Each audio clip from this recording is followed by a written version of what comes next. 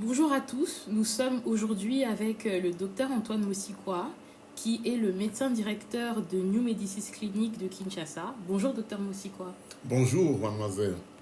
Je vous remercie de prendre votre temps pour cette interview. Cet entretien a pour but de mieux comprendre votre approche en tant que leader et comment vous gérez vos équipes ainsi que vos responsabilités à la clinique New Medicis. Et cela m'aidera beaucoup dans le cadre de mon cours de leadership et du projet que je dois réaliser. Donc nous allons d'abord commencer par votre expérience. Ensuite, nous parlerons de votre philosophie, votre vision du leadership. Et on va finir avec quelques conseils que vous pourrez donner à des personnes qui veulent devenir un leader comme vous l'êtes aujourd'hui. Donc nous allons commencer. Pourriez-vous nous parler un peu de votre parcours professionnel et comment vous êtes devenu médecin directeur à New Medicis Clinic? Oui, bien sûr.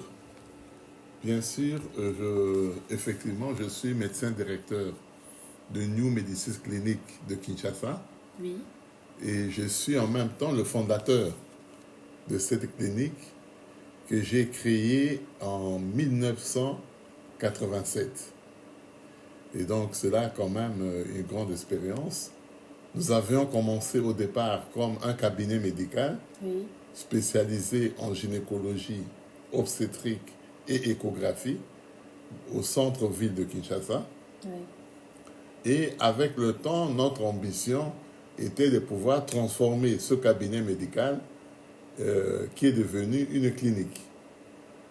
Quelle est la différence? C'est qu'au début, on n'hospitalisait pas les malades, donc on faisait des consultations journalières, ambulatoires, et avec le temps, nous avons construit des chambres. Et aujourd'hui, par exemple, la clinique Médicis contient en son sein 45 chambres individuelles, autrement dit 45 lits de malades. Ok. Alors qu'au départ, en 1987, nous avions juste un lit d'observation pour garder les malades dans la journée, mais le soir, si le malade devait rester encore hospitalisé, nous l'orientions, on le transférait dans une clinique ou bien un hôpital médical, Ok. non loin de chez nous. Donc voilà un peu ce qui concerne l'histoire. Et donc j'ai commencé par le cabinet médical. Donc au départ, je suis un gynécologue, obstétricien, échographiste. Ok. Donc j'ai fait comme spécialisation. Je suis d'abord médecin, voilà, et j'ai complété par une spécialisation en gynécologie, Oui. obstétrique, échographie, et j'ai rajouté encore avec le temps la fertilité. Je suis venu me spécialiser aussi dans le domaine de la fertilité et plus particulièrement, nous sommes le premier centre en Afrique centrale Oui. à avoir créé, commencé, si vous voulez, si tu veux, la fécondation in vitro en Afrique centrale. Ok. Notre centre est le premier centre médical où est né le premier bébé éprouvette congolais. Il s'appelle le petit Emmanuel et il est né en 2002. Ah, ok. Donc c'est là, il a aujourd'hui 22 ans. Et sa petite sœur Marie-Christine est née quelques années après, 3 ans après. Voilà, et donc elle aussi, elle a déjà aujourd'hui euh, 19 ans. Ah, d'accord. Voilà. Ok. Donc, selon vous, quelles ont été les compétences qui ont été nécessaires afin de devenir le leader que vous êtes aujourd'hui? Voilà, donc d'abord, il faut avoir une vision. Oui. Il faut avoir une vision. Et moi, ma vision au départ était de... peut-être que j'ai cette vision par, par mes gènes, par mes ADN. Euh, j'ai pris, disons, le, des habitudes, de pouvoir conduire les gens. Ok. Voilà. Et donc, quand j'étais déjà jeune, les autres venaient vers moi et attendaient de moi des orientations, Oui. des idées. Mhm. Voilà. Et donc, dans le groupe, à l'école, à l'école, au collège, à l'université, j'ai toujours été celui sur qui on s'inspirait. Donc, on voulait d'abord avoir ce que moi je pensais dans chaque sujet. Et c'est comme ça que naturellement, je suis devenu quelqu'un qui inspire la confiance, Oui. quelqu'un qu'on doit suivre. Hein, et naturellement, je suis devenu un leader. Voilà. Dans le sens que j'entraîne les autres vers ma vision. Hein, qui était la vision d'aller toujours plus loin, hein, et d'être excellent dans le domaine qui est le nôtre. Et c'est comme ça, hein, qu'on a été le premier centre médical et universitaire à Kinshasa à pouvoir donner le premier bébé éprouvette. Et aujourd'hui, nous en avions un en 1987. Ils sont plus de 800 qui sont nés dans notre clinique depuis lors. Mais d'autres sont nés, ont été suivis chez nous et sont allés à naître dans d'autres centres. Donc nous pouvons dire légitimement que la clinique a produit plus de 1000 enfants issus de la fécondation in vitro. Et nous sommes le tout premier centre congolais et dans l'Afrique centrale à avoir initié ce domaine. Aujourd'hui, il y a beaucoup d'autres centres qui nous ont suivis. Ok. Donc vous dites que vous avez une vision, que vous êtes quelqu'un, un symbole fort pour les gens, donc c'est quelque chose de naturel pour vous. Donc en tant que leader et en tant que directeur, quel est votre style de leadership à la clinique? Comment vous orientez vos collaborateurs? Donc je suis alors très exigeant dans la formation de mon personnel. Donc chez moi, la première chose, c'est la formation. Ok.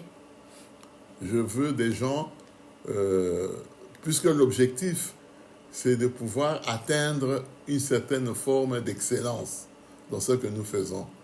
Autrement dit, je me dis qu'un travail bien fait, voilà, suscite toujours l'adhésion populaire. Quand vous faites les choses convenablement, alors les gens vont venir derrière vous. Cela est vrai en médecine, mais cela est vrai dans beaucoup d'autres domaines aussi. Et donc, la première chose que j'essaie d'inculquer à mes collaborateurs, à mon équipe, c'est de pouvoir atteindre par la formation un certain seuil d'excellence. La deuxième idée que j'ai promue, c'est pouvoir être exigeant en soi-même. Autrement dit, il faut une certaine autodiscipline personnelle. Si vous voulez que les gens vous suivent, il faut donner l'exemple. Ok. Voilà, donc il faut que vous-même, vous puissiez être au four et au moulin, comme on dit. Alors, les collaborateurs vont faire comme vous. Voilà. Et il faut partager votre savoir. Le savoir n'est pas quelque chose qu'on doit garder jalousement pour soi. Il faut être capable de le partager avec son équipe. Voilà. Et ils vont suivre ce que vous allez leur donner. Hein, voilà un peu quelques idées fortes que j'ai promues dans la clinique Médicis. D'abord, la soif de la formation. Voilà. Une formation qui a un objectif, c'est d'atteindre un niveau d'excellence. Voilà. Afin que le travail qui sera fourni puisse être un travail bien fait. Voilà, puisque nous sommes convaincus et nous avons eu la preuve que il n'y a pas que les résultats qui comptent, mais il faut aussi la manière, les deux doivent aller ensemble. Ok. Voilà. Et avec ça, je me suis rendu compte qu'au fil des années, cela a produit les résultats que nous avons aujourd'hui.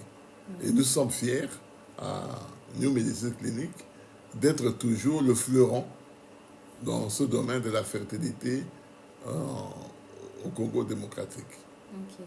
Donc en étant le fleuron de la fertilité à la République démocratique du Congo, quelles sont les valeurs que vous privilégiez? Vous venez justement d'en parler en tant que leader. Quelles sont les valeurs que vous avez toujours inculquées à vos collaborateurs, à vos employés, etc. Alors, la première chose, c'est le travail. Oui, ok. Nous avons donc un slogan que j'ai promu à Médicis et qui s'est développé des années durant, que la clé de la réussite en toute chose, c'est le travail. Voilà. Le travail, encore du travail et toujours du travail. Si vous voulez obtenir des résultats, si vous voulez déjà réussir dans la vie, il ne faut pas chercher autre chose que d'améliorer votre travail. Voilà. Et souvent, pour améliorer le travail, il faut acquérir une formation adéquate. Et pour ça, il faut apprendre. Voilà. Apprendre, c'est un défi individuel. Voilà. Il faut que autour de moi, que les gens qui sont autour de moi comprennent que on n'apprend pas pour me faire plaisir à moi, le chef. On apprend aussi pour s'épanouir. Voilà. Se sentir à l'aise soi-même. Donc, apprendre est un défi d'abord personnel, individuel.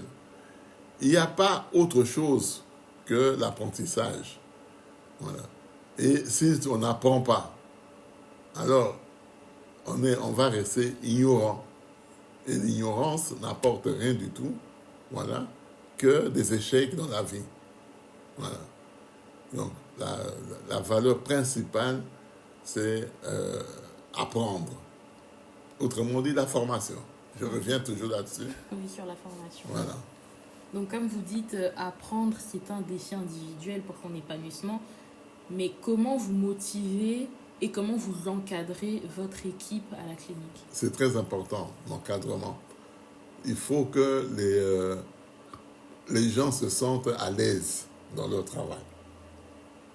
Il ne faut pas que dans le travail, ils sentent une oppression. Non. Il faut que les gens se sentent à l'aise. Il faut qu'ils sentent que vous avez confiance en eux. Voilà. Et la confiance acquiert. Ce n'est pas quelque chose inné. Pour avoir confiance, il faut être sûr que le travail que j'ai donné à un tel ou à un tel va être bien fait. Oui. Donc, il faut lui donner les rudiments pour bien faire son travail. À partir de là, il faut laisser les gens travailler. Voilà, il ne faut plus les opprimer, être derrière eux tout le temps. Voilà, et ça, c'est très important à Médicis, à New Medical Clinic. C'est que, New Médicis Clinic, c'est qu'on fait confiance aux gens. Voilà, et bon, il faut dire que maintenant, cela fait quand même... la clinique a été créée en 1987, donc ça fait 37 ans. Ah oui. Okay. Oui, je crois, si j'ai bien calculé, ou bien 27 ans. 37, je crois. 37 ans, je crois. Compte bien. 1900... On est en 2024. Oui. 1987.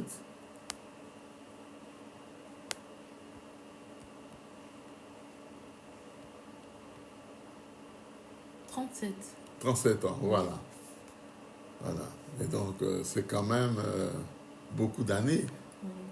Voilà, donc je peux même dire que la grosse partie de ma carrière, ça a été occupé par New Medicis Clinic. Oui. Avant, ça ne s'appelait pas comme ça. Avant, ça s'appelait la Clinique Médicis de Kinshasa. Clinique Médicis de Kinshasa. Voilà. Ouais, et avec le temps, on a déménagé. Là où nous étions au centre-ville, on est allé toujours au centre-ville, mais ailleurs.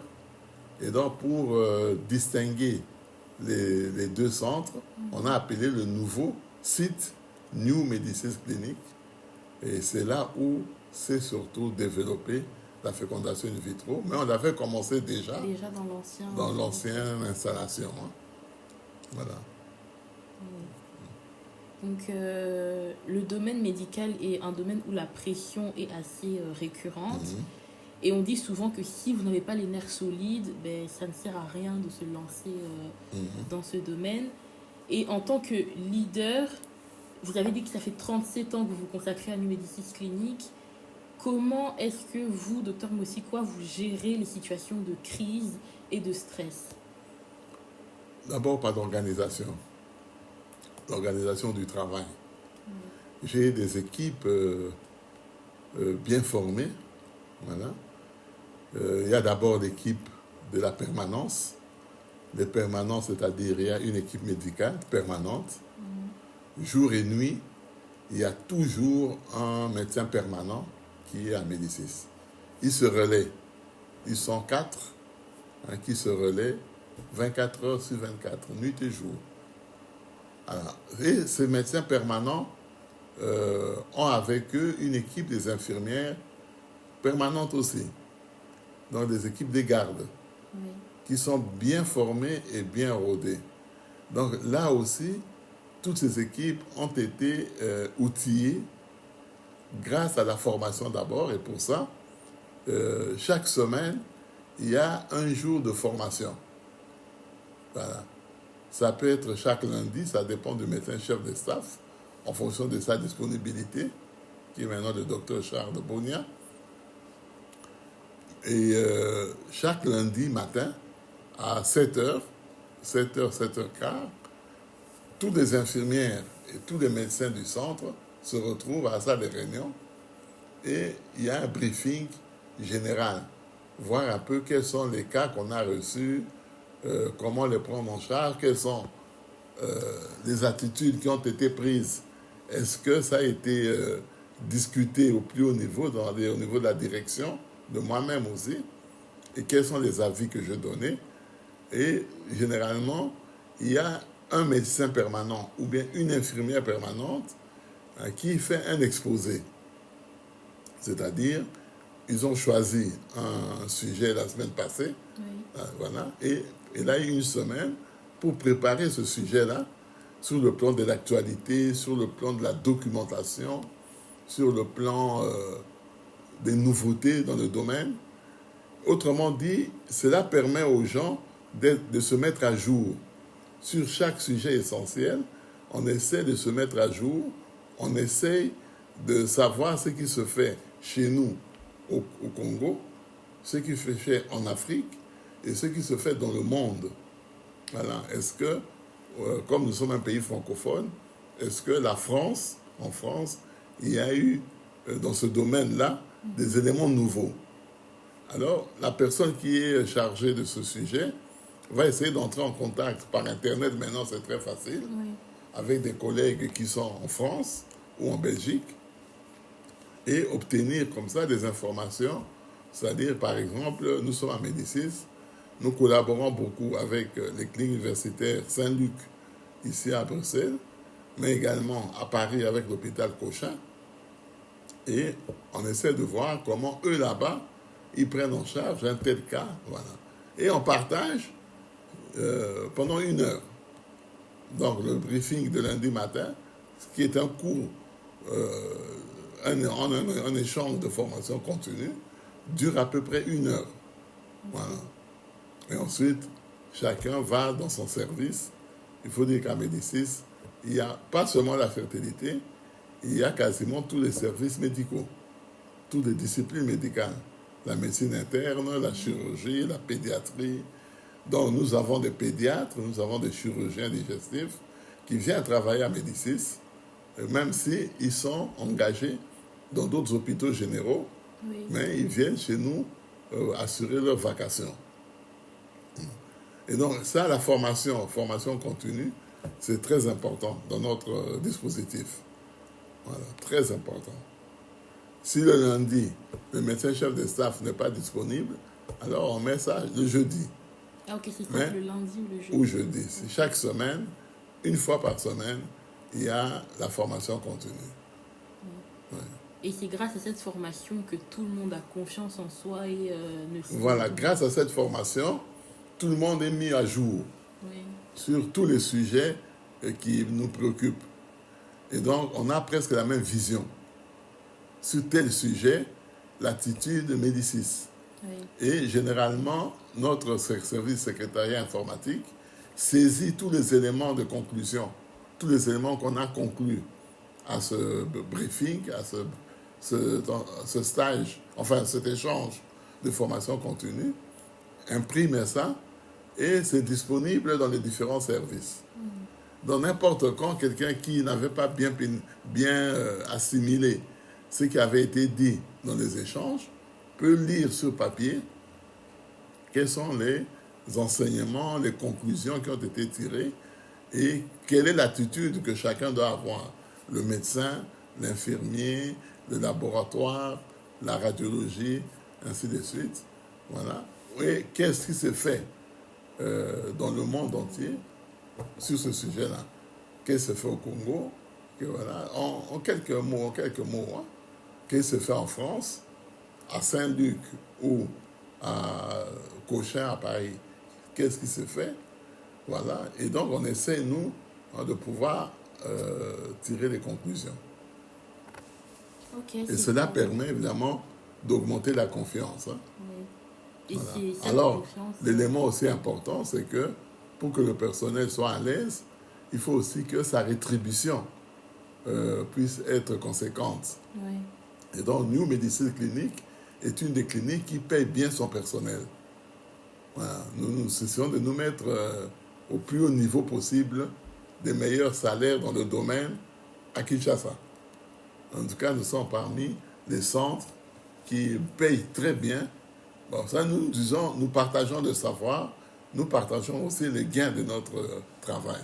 Okay. Partager le savoir, c'est bien, mais il faut aussi partager les gains de votre travail, que l'infirmière se sente à l'aise, le laborantin se sente à l'aise, le médecin permanent se sente à l'aise. Donc, chez nous, tu n'entendras jamais que les médecins font grève.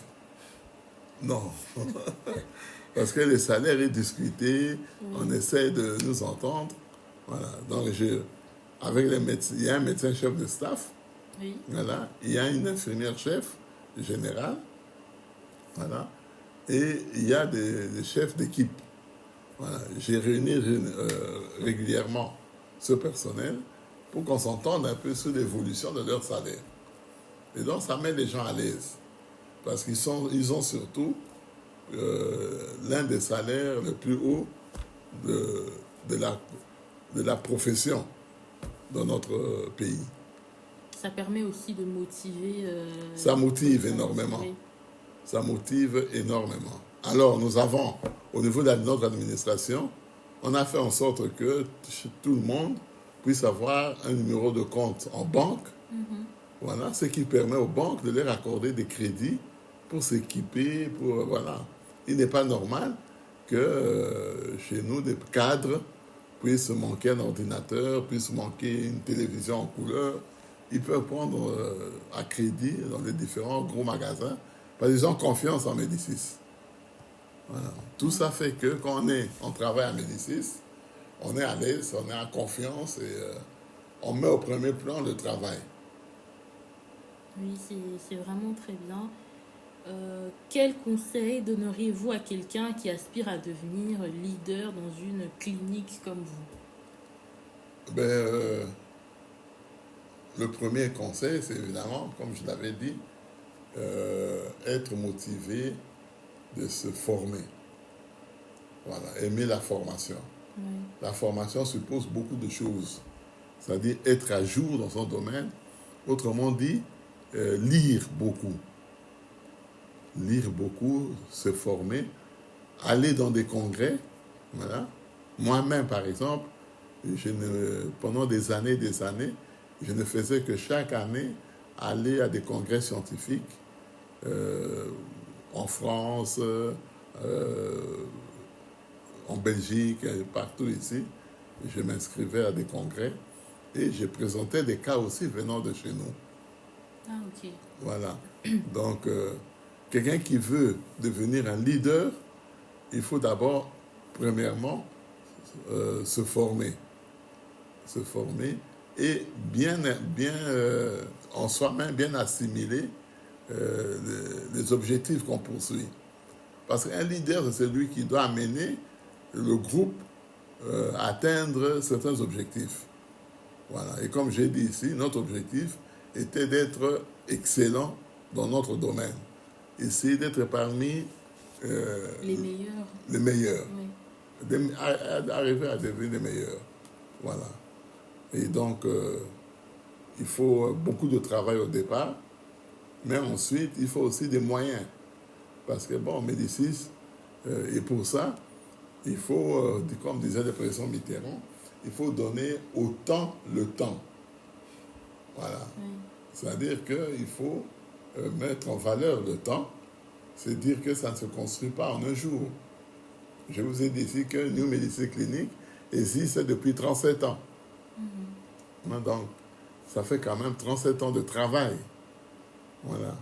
Et donc, il faut être patient, il faut avoir une vision à long terme, hein, mais maintenir sa vision et ses objectifs pendant tout ce temps-là. Voilà. Ok. Comme vous avez dit tout à l'heure, la patience. Maintenant, la question, c'est quelles sont les qualités que quelqu'un, une personne doit avoir s'il veut prétendre comme un leader d'une clinique médicale. Oui. Donc, c'est toujours faisable. Il faut bien cibler les objectifs, bien cibler. Parce que la médecine, elle est grande. Hein? Moi, j'avais choisi la fertilité. Parce que j'avais observé que dans ce domaine-là, il n'y avait rien qui était fait dans notre pays. Ensuite, dans ma formation, quand j'ai grandi, quand je me formais, je suis tombé dans des hôpitaux universitaires, et surtout à Paris, voilà, et où on avait mis au premier plan la fécondation in vitro. Et donc, automatiquement, j'ai été attiré par ce domaine et j'ai voulu le transposer dans notre pays. Voilà. Donc, je pense qu'on peut encore, il faut cibler.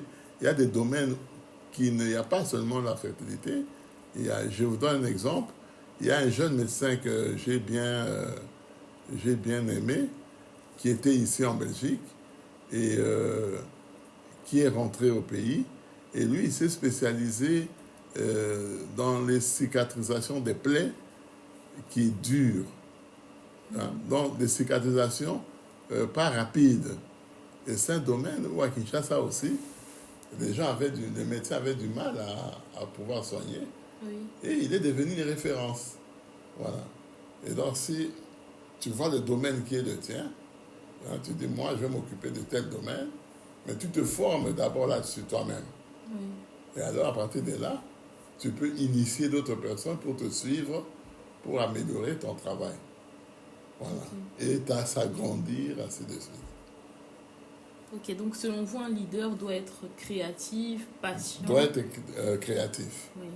Patient, hein, et lui-même doit être un formateur. Ok, donc s'informer toujours. Oui, okay. se former toujours. Ouais, ouais. Docteur Mosikwa, je vous remercie encore d'avoir pris le temps de réaliser cette interview et de répondre à mes questions. Je sais que votre emploi du temps est chargé et je vous remercie vraiment. Est-ce que vous avez un petit mot de la fin ou quelque chose que vous aimeriez ajouter ou partager sur votre expérience à vous? Bon, peut-être un mot de la fin, je dirais, comme j'ai mis au centre de notre entretien la formation. Alors, je dois dire honnêtement qu'il n'y a pas de limite à la formation. Voilà, un médecin, un leader, c'est quelqu'un qui continue à se former toujours. Autrement dit, la lecture, être à jour avec ce qui se fait dans le monde, c'est une première qualité du leader. Il doit savoir ce qui se passe dans son domaine. Voilà. Et donc, j'invite ceux qui vont nous suivre à pouvoir opter pour une formation de tous les temps. Voilà. Que ce soit un médecin, un ingénieur, il n'y a pas de limite à la formation. Jusqu'au dernier jour de sa vie, on continue encore à se former. À se former. Merci beaucoup, docteur Moussifa. De rien, mademoiselle. J'espère avoir répondu à vos questions principales. Oui.